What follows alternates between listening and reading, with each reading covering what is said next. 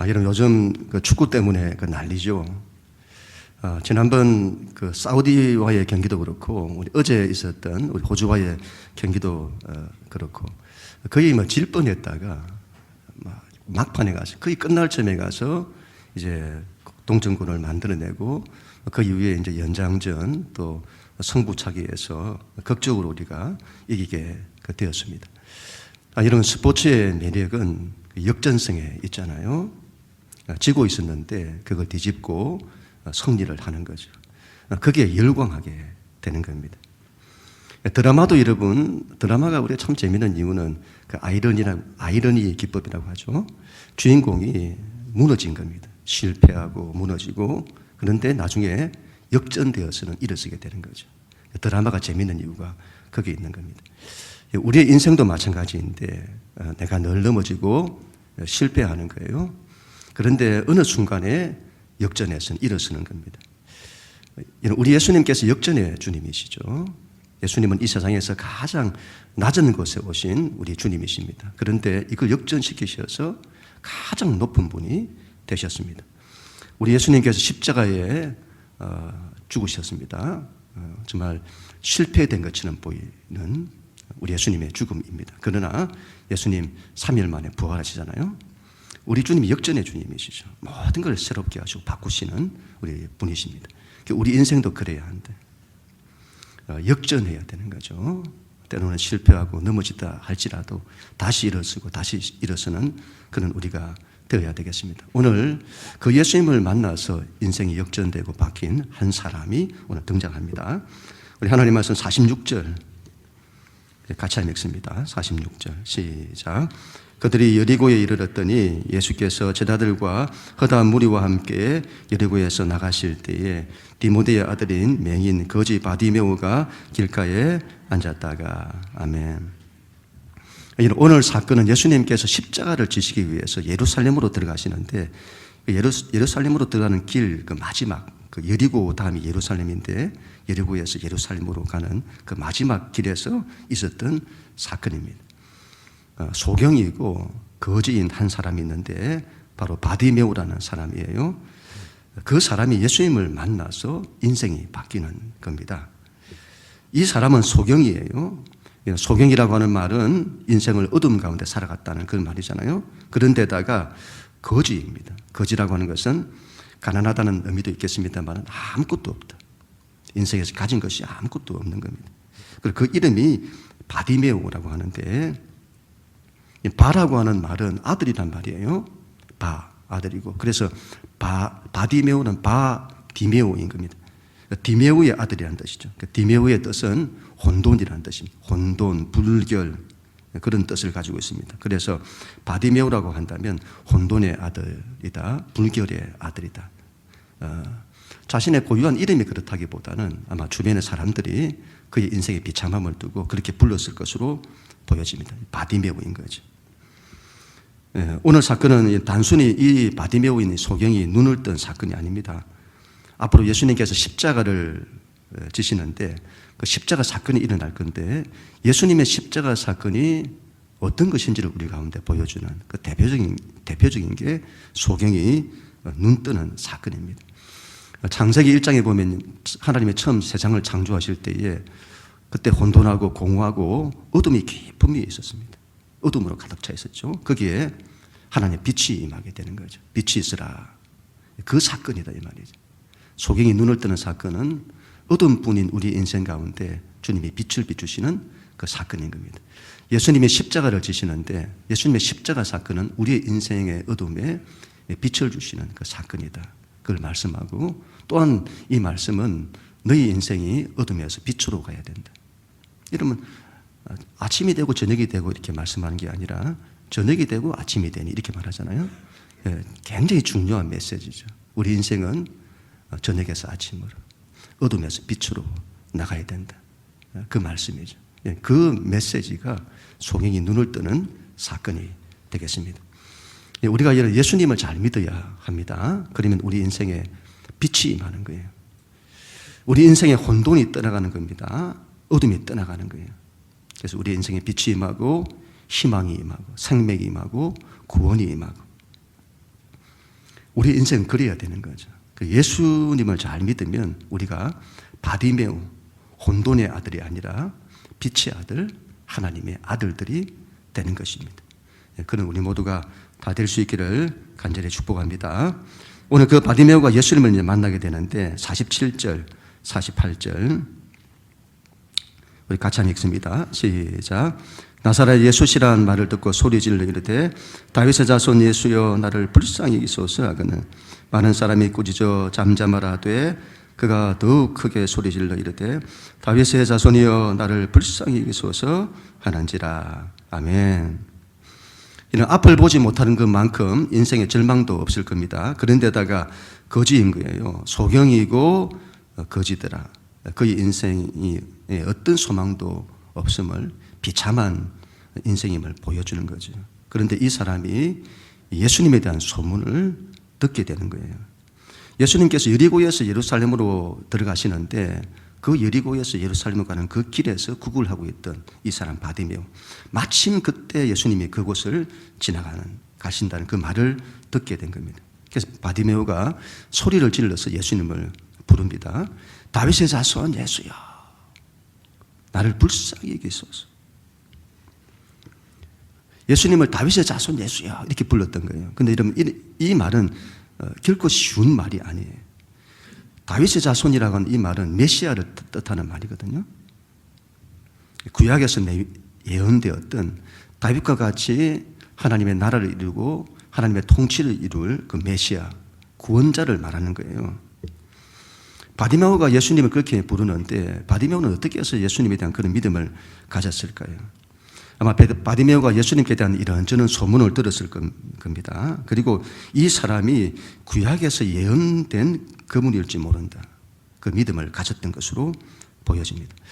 이사야의 말씀을 보면 그 메시아가 장차 올 건데 그 메시아가 와서 이루는 여러 가지 징조, 표적들을 말하는데 그 제일 처음이 뭔지 알 때에 그때 맹인의 눈이 밝을 것이며 못 듣는 자의 귀가 열릴 것이며 저는 자가 일었을 것이며 이런 여러 가지 예수님에 대한 메시아에 대한 징조가 있는데 제일 처음 등장하는 게 하는 것이 소경이 눈 뜨는 것입니다. 왜 그럴까요? 그게 여러분 다른 사건보다 더 뛰어나다 위대하다 이 말이 아니라 메시지 때문에 그렇죠. 창세기 1장에 나타난 하나님의 새로운 창조, 어둠에서 빛을 만드는 소경이 눈 뜨는 사건은 바로 그 사건을 말하는 거죠. 그래서 그 성경에서는 소경이 눈 뜨는 사건을 굉장히 중요하게 여기는 이유가 거기 있는 것입니다. 그리고 예수님께서 소경의 눈을 뜨게 하셨다는 이런 소문들을 이 사람이 들었을 겁니다. 그는 예수님이 메시아임을, 그분이 메시아이시다는 것을 말씀을 근거로 해서 믿었다고 보여집니다. 바디메오는 믿음으로 확신을 한 거죠. 예수님이 틀림없는 메시아다. 그런데 그 예수님께서 지금 이곳을 지나가신다는 거죠.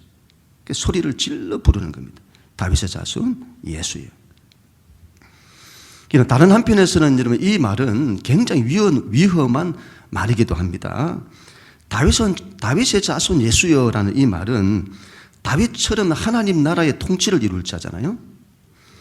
당시 이스라엘 민족이 로마의 압제하에 있었는데 그런 로마의 압제하로부터 이스라엘 민족을 해방시켜줄 정치적 메시아, 그걸 그 당시 간절히 원했던 겁니다. 그래서 여러분 다윗의 자손 예수여 하는 이 말은 로마의 입장에서는 그들이 가장 싫어하는 말이고 가장 위험한 말인 겁니다. 그게 다윗의 자손이라는 말이죠. 그런데 바디메오가 예수님을 그렇게 부른 거예요. 그것도 큰 소리를 질러서는. 사람들이 꾸중을 하잖아요. 잠잠하라, 조용히 해라. 두 가지 의미가 있다고 봅니다. 첫 번째로는 너무 시끄럽게 하는 거예요. 예수님이 귀가 먹으셨냐? 왜 그렇게 소리를 지르고 그러냐? 그런 의미일 수도 있고, 두 번째로는 아니면 잠잠해라. 로마인들이 들으면 예수님이 어떻게 되겠냐? 왜 그런 위험한 말을 하냐? 그런 의미이기도 한 겁니다. 그러나 이 바디메오는 사람들의 말에 신경 쓰지 않아요. 그들의 꾸중에 신경 쓰지 않습니다. 그리고 예수님을 부르는 걸 포기하지 않습니다. 아니, 더 크게 소리를 질러 예수님을 부릅니다. 더욱 크게 소리 질러 이르되 다윗의 자손이여 나를 불쌍히 여기소서. 근데 여러분, 여기에 대한 예수님의 반응이 중요한데 49절 하나님 말씀 같이 읽습니다. 49절 시작. 예수께서 머물러 서서 그를 부르라 하시니 그들이 그 맹인을 부르며 이르되 안심하고 일어나라 그가 너를 부르신다 하매. 아멘. 여러분, 예수님께서 이 바디모이의 그 소리를 들으십니다.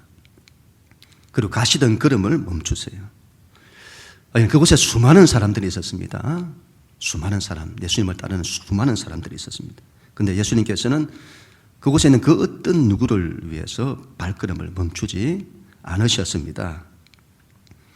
그곳에 있는 사람들 중에서 가장 간절히 주님을 부르는, 예수님을 가장 간절히, 가장 절박하게 찾는 이 바디메오를 위해 예수님께서 발걸음을 멈추세요. 이 바디메오가 작은 소리로 말했다면 예수님이 듣지 못했을 겁니다. 잠잠해라, 시끄럽다, 왜 소리를 지르고 난리냐, 그 말에 부르짖는 걸 포기했다면 예수님 그곳을 그냥 지나가셨을 겁니다. 이는 소리를 질러 부르짖었다고 하는 것은 그만큼 그 마음이 간절했다는 말이죠. 기도에서 가장 중요한 것은 간절함입니다. 간절함. 하나님께 대한 간절함. 우리 예수님께 대한 간절함. 마치 야곱이 야복강에서 하나님과 씨름할 때 그냥 하나님 붙들고 하나님을 보내드리지 않는 거죠. 나를 축복하지 않으시면 내가 당신을 보내지 않겠습니다. 이 마음 가지고 붙들고 놓아주지 않는 거죠. 그 간절함이죠. 간절함. 저는 부르짖는 기도가 얼마나 큰 능력이 있는지 말하고 싶습니다. 물론 하나님께서는 부르짖는 기도만을 원하신다거나 또 그런 기도에만 들으신다는 것은 전혀 아닙니다. 우리 하나님이 기가 먹으신 것도 아니죠. 그러나 하나님은 반드시 간절한 기도, 부르짖는 기도에는 그 무엇보다 응답하신다고 봅니다. 구약에 보면 이런 부르짖는 기도가 참 많잖아요. 다윗도 그토록 부르짖잖아요. 예레미야 33장 3절 너는 내게 부르짖어라 내가 너에게 응답하겠고 너가 알지 못하는 크고 은밀한 일을 너에게 보이리라. 우리가 간절한 마음을 가지고 부르짖는, 주님을 부르는 그 기도는 하나님의 발걸음을 멈추게 하세요. 그리고 그분의 시선을 나에게로 향하게 만듭니다. 예수님 말씀하시잖아요. 그를 부르라. 사람들이 말하죠. 안심하고 일어나라. 그가 너를 부르신다. 이게 응답이죠. 얼마나 귀한 말씀인지. 하나님이 나를 부르시는 거예요. 나를 찾으시는 겁니다. 나에게 시선을 두시는 거예요. 나의 간절함에, 우리의 간절한 기도에 하나님은 그렇게 응답하시는 것입니다. 롬팔 이빨이라고 하는 가피별 대표가 하는 그 유튜버가 있는데 그 유튜브에 한 목사님이 나오셔서 부르짖는 기도에 대해서 이렇게 말씀을 하세요. 제가 참 말씀을 들으면서 공감이 되었는데 이분 말씀이 성경에는 한 번만 말해도 한 번만 그 말씀이 있어도 우리가 그 말씀에 순종해야 할 건데 무려 220번이나 이걸 보여주고 그걸 명령하고 있다는 거예요. 그게 부르짖는 기도다. 그런데 사람들은 부르짖는 기도를 업신여긴다. 부르짖는 기도는 사람들로부터 업신여김 당한다. 그리고 무식하게 보인다. 이분 말씀이 맞습니다. 그러나 부르짖는 기도는 원초적인 기도입니다. 그리고 없는 이들의 기도입니다. 나이가 아무것도 없는 거예요. 의지할 것이 아무것도 없는 겁니다. 그래서 그냥 하나님만 딱 붙들고 그분께 부르짖는 거죠. 그런 이들의 기도다. 정말 맞는 말이라 그런 마음이 들었습니다. 하나님은 간절히 부르짖는 기도를 들으시는 거죠. 우리도 이런 기도에 있어서 다양한 기도를 우리가 할 수 있어야 되겠습니다만은 정말 하나님께 대한 간절함을 가지고 기도하는 그런 사람 되어야 되겠습니다. 저도 한 번씩 저도 기도를 많이 합니다만 기도를 하다 보면 제 안에 이런 간절함을 내가 잃어버리고 기도할 때가 참 많다고 봅니다. 매너리즘이라고 하죠. 이게 익숙하면 막 그런 걸 잃어버려요. 그때는 다시 처음으로 돌아가고 그래야 간절함이지. 다시 간절히 붙들고 기도하고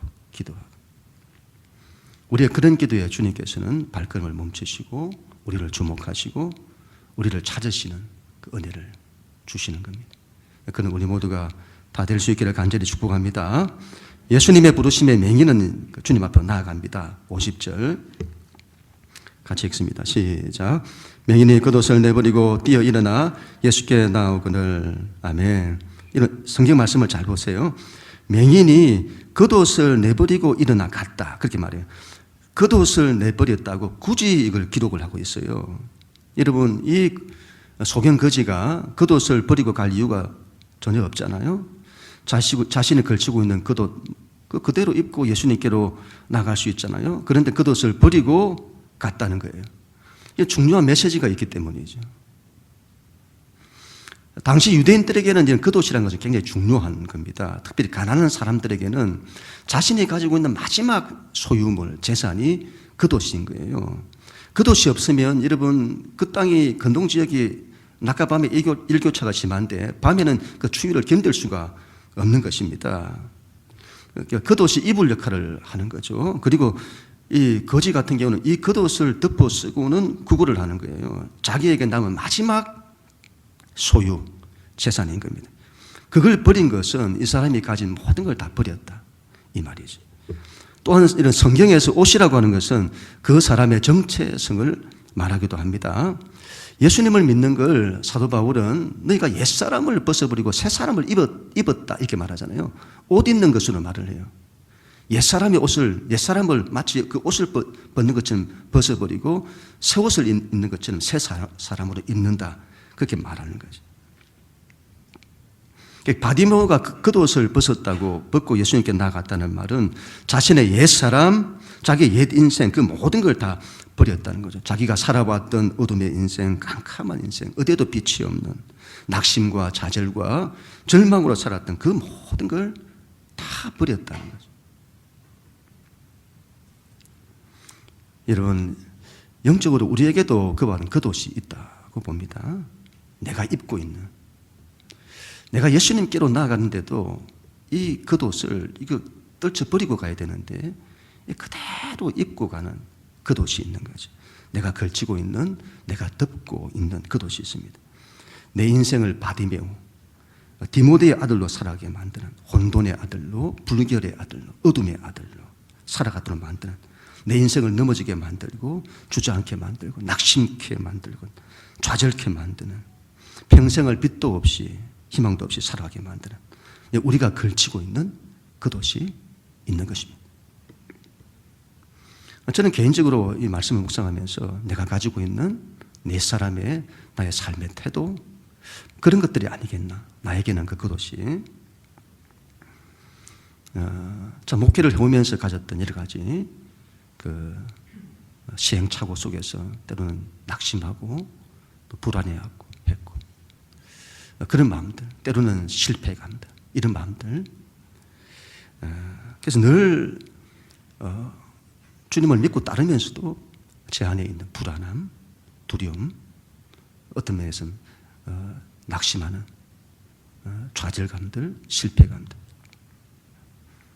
그리고는 저는 목회를 하고 또 여러분들은 직장이나 사업이나 인생을 살 때에 늘 주님 앞에 나아갈 때마다 나를 덮고 있는, 주님을 제대로 보지 못하게 만들고 주님께로 제대로 가지 못하게 만드는, 늘 나는 안 돼, 나는 못해, 그와 같은 실패감들, 낙심들, 이것들이 우리를 덮고 있는 거죠. 이런 것들을 다 벗어버리고 주님 앞에 나가야 된다는 것입니다. 예수님 이렇게 말씀을 하세요. 51절 같이 읽습니다. 시작. 예수께서 말씀하여 이르시되 너가 무엇을 하여 주기를 원하느냐? 맹인이 이르되 선생님이여 보기를 원하나이다. 아멘. 너에게 무엇을 하여 주기를 원하느냐? 이런 얼마나 귀한 말씀입니까? 주님께서 나에게 이런 말씀을 하신다면 여러분 얼마나 이러면 귀한지. 그때 우리는 주님께 뭘 구하겠습니까? 뭘 원하냐 이렇게 물었을 때 여러분 뭘 구하겠어요? 바리매오는 주님 앞에 갔을 때 너가 뭘 구하냐 주님 물으셨을 때 주님께 구걸할 수 있잖아요. 제가 지금까지 했던 것처럼 주님께도 구걸할 수 있잖아요. 그리고 주님께 돈 달라 할 수도 있잖아요. 똑같은 질문을 예수님께서 바로 직전에 제자들에게 하신 적이 있습니다. 바로 직전에 예수님의 제자들에게 물어보셨어요. 마가복음 36장, 마가복음 10장 36절 37절에 이르시되 너희에게 무엇을 하여 주기를 원하느냐. 그때 제자들의 답변은 여짜오되 주의 영광 중에서 우리를 하나는 주의 우편에 하나는 좌편에 앉게 하여 주옵소서. 내가 뭘 원하냐 했던 그 말에 이 제자들은 누가 더 높은 자리에 앉냐 그게 관심이 있고 그걸 구하는 겁니다. 그런데 바디메오를 보세요. 선생님 보기를 원합니다. 자신의 이름은 소경인데 육신이 보이지 않는 눈을 뜨는 것 그거 얼마나 간절한 소원이겠습니까? 그러나 보기를 원합니다라는 이 말은 단순히 육신의 눈만 뜬다는 그런 의미보다는 더 깊은 의미를 가지고 있다고 보여집니다. 주님, 이건 바디메오가 자기 인생이 어두운 뿐인데 보기를 원하는 거죠. 내 인생의 빛을 보기를 원합니다. 그리고 뒤에 보시면 이 바디메오가 나중에 보고 난 이후에 주님을 따르게 돼요. 바디메오의 관심이 거기에 있는 겁니다. 주님 안 따를 수 있잖아요. 주님을 따라하다니. 제자의 길을 갔다 이 말이죠. 바디메오가 뭘 원하냐? 보기를 원합니다. 이 의미에는 빛을 보기를 원합니다. 이런 의미도 있고 주님을 보기를 원합니다. 내가 주님 보기를 원합니다. 주의 영광을 보기를 원합니다. 돈을 구하고 성공을 구하고 그런 것들을 전혀 구하지 말라는 것이 아닙니다. 그러나 그게 우리 신앙의 본질이 아니에요. 겉옷을 던져버리고 우리는 보기를 원해야 합니다. 육신으로는 보는데 영적으로 보지 못하는 사람들이 얼마나 많은지 모릅니다. 우리는 하나님을 보기를 원하고 예수님을 보기를 원하고 그분의 영광을 보기를 원하고 이런 그분을 잘 믿어야 합니다. 예수를 간절히 원하고 보기 원해야 합니다. 그분을 얻으면 모든 걸 다 얻는 거예요. 그분을 붙잡으면 우리 인생에 빛이 임하게 되는 겁니다. 생명이 오는 거죠. 구원이 오는 거죠. 모든 좋은 것들이 그분에게서 다 오는 겁니다. 그분을 보기를 원하는 우리 모두가 다 될 수 있기를 바랍니다. 예수님 바디메오에게 마지막으로 이렇게 말씀하세요. 52절 같이 읽습니다. 시작. 예수께서 이르시되 가라 내 믿음이 너를 구원하였느니라 하시니 그가 곧 보게 되어 예수를 길에서 따르니라. 아멘. 우리 예수님께서 바디메오의 믿음을 보세요. 그리고는 너가 구원받았다고 말씀해 주는 거죠. 어떤 믿음이죠? 예수님께 대한 믿음이죠. 다윗의 자손 메시아이시라는 믿음. 그분이 구원자시라는 믿음. 예수님이 구원자이신 겁니다. 모든 걸 다 살리시는 분이라는 거죠. 그 믿음을 가지고 우리가 나가야 되겠습니다. 두 번째로는 간절히 부르짖는 믿음이죠. 포기하지 않는 그 믿음입니다. 주님께서 발걸음을 멈추시고 우리를 주목하게 하시는 간절함으로 주님을 붙드는 그 믿음. 세 번째로는 겉옷을 던지는 믿음이죠. 내가 걸치고 있는 나를 덮고 있는 내 인생을 나를 덮어서는 내 인생을 캄캄하게 만드는 혼돈으로 만드는 그 모든 것들을 다 버리고 주님께로 나아가는 믿음인 겁니다. 그분께로 나아가면 반드시 내가 보게 된다는 그 믿음이죠. 그런 너의 믿음이 너를 구원하였다. 지난 한 주간 동안 제가 참 많은 이 믿음에 대한 참 많은 생각을 했습니다. 제가 목회자인데 내가 가진 믿음이 정말 맞는 믿음일까? 내가 잘못된 믿음을 가지고 있는 건 아닐까? 내가 가진 믿음이 성경에서 말하는 그 성경적 주님 말씀하시는 그 믿음일까? 이런 생각을 참 많이 했습니다. 한 주간 동안. 우리는 기도하면서도 이런 생각을 하잖아요. 기도하면서도 믿음이 안 일어나요. 기도를 하는데도 이게 될까? 이게 되겠나? 안 될 것 같은데? 이게 우리 기도의 현실이죠. 평소에 우리가 믿음이 있는 것 같으면서도 어떤 문제나 어떤 현실 앞에서는 기도하면서도 믿음이 일어나지 않는 거예요. 될까? 안 될 것 같은데. 기도하면서도 믿음으로 기도한다고 하면서도 실패가 이것들이 우리 안에 막 일어나는 거예요. 안 된다고 하나. 그게 우리 안에 자리 잡고 있는 거죠.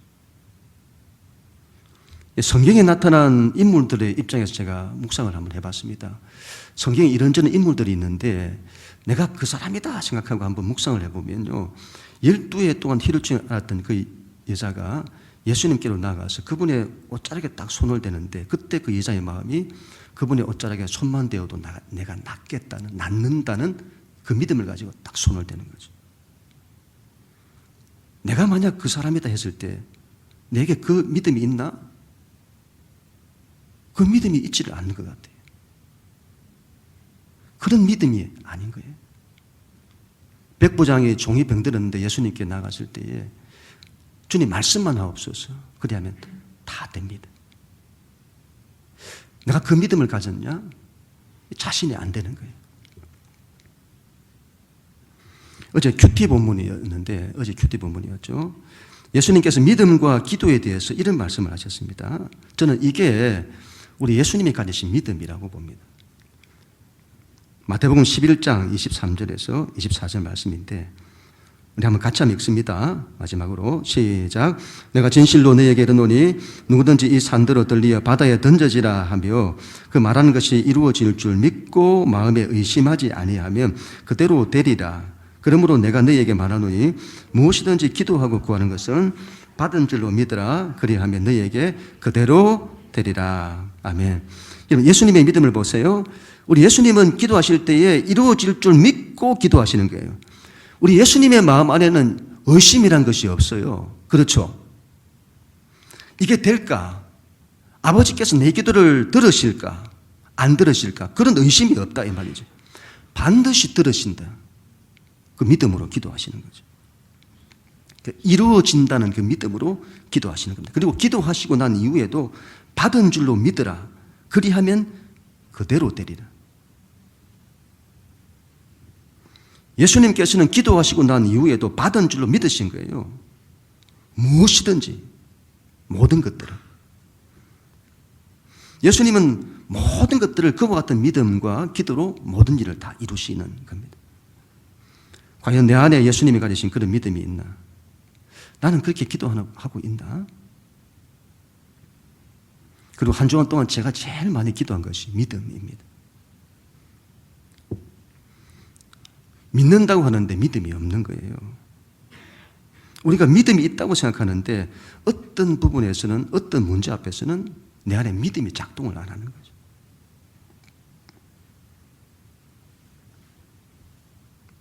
우리 안에 의심이 너무 많은 거예요. 의심이. 왜 그럴까요, 여러분? 우리가 살아오면서 너무 많은 실패감, 너무 많은 실패와 낙심 이런 걸 통해서 인생을 살아왔기 때문일까요? 하나님을 믿는다는데도 우리 안에 의심들이 너무 많은 거죠. 우리를 덮고 있는 이 겉옷, 우리 인생을 어둡게 만드는 벗어버려야 될 것들이 있는 거죠. 한 주 동안 믿음을 달라고 참 많이 기도를 했습니다. 주님, 제자들이 가졌던 그 믿음을 제게 주세요. 부활해야 합니다. 우리 예수님 안에 있는 그 믿음을 지금 제게 주세요. 할 수 있거든이 무슨 말이냐? 믿는 자에게는 능치 못할 일이 없느니라. 무엇이든지 기도하고 구한 것은 받은 줄로 믿으라. 그리하면 그대로 되리라. 우리는 이 말씀을 믿는다고 하지만 안 믿어요. 그리고 이런 말씀들을 너무 터부시합니다. 그대로 받아들이지를 않아요. 너무도 잘 알고는 있는데 너무도 잘 안 지키는 말씀이죠. 우리는 인생의 문제와 어려움을 하나님보다 더 크게 여깁니다. 우리는 골리앗을 하나님보다 더 크게 여기고 여리고를 하나님보다 더 크게 여기는 거죠. 다윗이 어떻게 이런 골리앗을 이기죠? 다윗은 골리앗을 자신과 비교한 것이 아니에요. 자기와 비교하면 이길 수가 없습니다. 그는 골리앗을 하나님과 비교하는 거예요. 그가 아무리 크도 아무리 강해도 하나님과는 비교할 수 없는 겁니다. 다윗은 하나님의 위대하심을 보는 겁니다. 하나님의 위대하심을 믿고 의지하는 거죠. 그 믿음으로 골리앗을 이기는 겁니다. 그 믿음으로 여리고를 무너뜨리는 거죠. 이런 신앙은 우리 이 믿음이라고 하는 것은 보는 것과 깊은 관계를 가지고 있다고 봅니다. 보기를 원합니다 하잖아요. 보는 것과 믿음은 큰 깊은 관계가 있습니다. 믿음이라고 하는 것은 하나님의 위대하심을 보는 겁니다. 그게 믿음인 거죠. 보는 거예요. 그 믿음으로 일어서는 거죠. 그러니까 늘 우리 안에는 이와 같은 믿음의 확신들이 있어야 되겠습니다. 원수 마귀가 믿음을 가지라고 합니다. 그러나 믿음의 확신을 가지지 못하게 만들어요. 우리에게는 반드시 하나님의 위대하심과 그분에 대한 믿음을 반드시 가져야 합니다. 그 하나님이 반드시 나와 함께 하십니다. 그 하나님이 반드시 나를 지키십니다. 세상 어떤 것도 나를 이길 수 없습니다. 하나님이 내 가정을 지키십니다. 하나님이 우리 교회를 지키십니다. 하나님이 나에게 역사하십니다. 하나님이 내 인생에 우리 가정에 역사하십니다. 하나님이 우리 교회 가운데 역사하십니다. 그 믿음을 가져야죠. 그 믿음으로 일어서야 합니다. 겉옷을 던져버려야 합니다. 나는 안 돼. 나는 못해. 죽겠다. 이렇게 될까? 안 될 것 같은데. 그리고는 불안하고 염려하고 근심하고. 그런 마음을 반드시 버려야 합니다. 믿음이 우리를 구원한다고 하잖아요. 이 믿음이. 예수님은 우리의 믿음을 기뻐하세요. 그 믿음으로 일어서는 우리 모두가 다 될 수 있기를 바랍니다. 그런 믿음으로 우리의 인생을 일으키십시다. 우리의 가정을 일으키십시다. 교회를 일으키십시다. 그는 우리 모두가 다 될 수 있기를 주님의